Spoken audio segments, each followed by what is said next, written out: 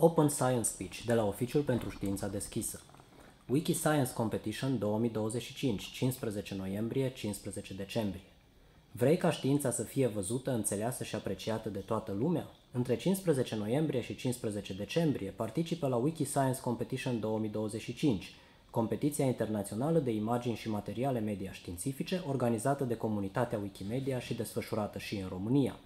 Cercetători, studenți și pasionați de știință pot trimite fotografii, filme, grafice sau alte materiale vizuale sub licențe libere pentru a face știința mai accesibilă tuturor.